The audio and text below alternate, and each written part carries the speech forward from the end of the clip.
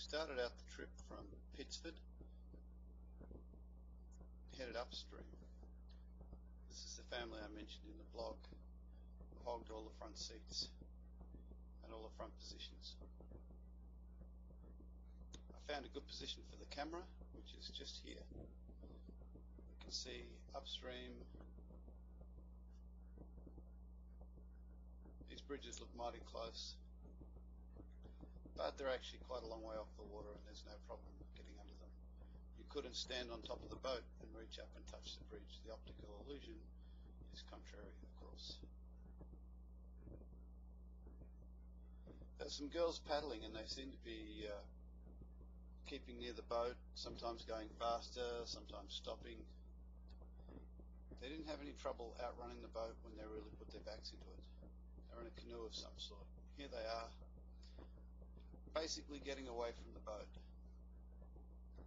I hope they'd I hope they'd slopped on some sunscreen, because they didn't have a hat and they didn't have a shirt.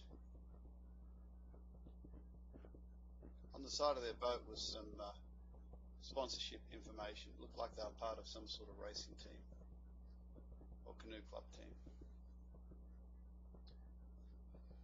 And they got out of the water. They were well ahead of us, so I was able to catch them walking up there.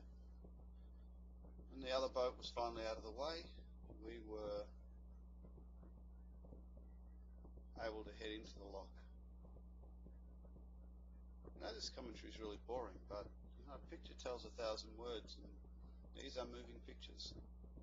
I will say this, that one of the bridges we went under kind of reminded me of Minnesota, not to be flippant about a tragedy, but I noticed that one of the yellow beams was pretty severely rusted and there wasn't much steel connecting to steel.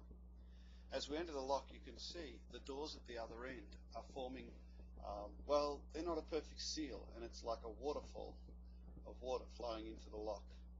I just had a quick look backwards to see the doors behind us closing. That leading edge of the doors is actually all wood.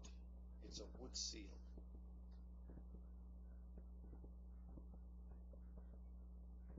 The whole process of going through the lock is actually a pretty rapid one. It doesn't seem like it could be something that would happen quickly, but the rate at which the water comes in, it's not long and you're out of there. There's a close-up of the waterfall. Looks like that door, those lock gates might be in for a bit of a service sometime soon. The lock's actually filling, and you can just see in the bottom of the picture the level of the water. Sorry about the jiggly camera work. And you can see the swirling on the surface of the water as the lock fills. Basically, it's filling from pipes in the bottom. Makes all the water flow up and to the outside. Just some neat little transitions there I found on Windows Movie Maker. It just keeps on filling quite rapidly. Reading the blog, you'll see it. Valves open 1/3 to start with, and then 2/3 at the halfway mark, and fully at the 3/4 mark. Use a different transition there because the gates are opening. I thought a side-to-side transition would be, well, different. You can see the speedboat in front of us is still, the operator's still holding on to the rope because there's still some turbulence on the surface of the water and he doesn't want to get pushed around.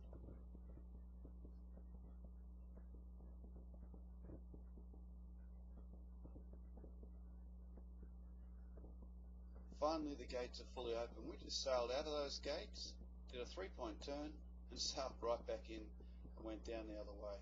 I didn't want to bore you with all that. Thanks for watching.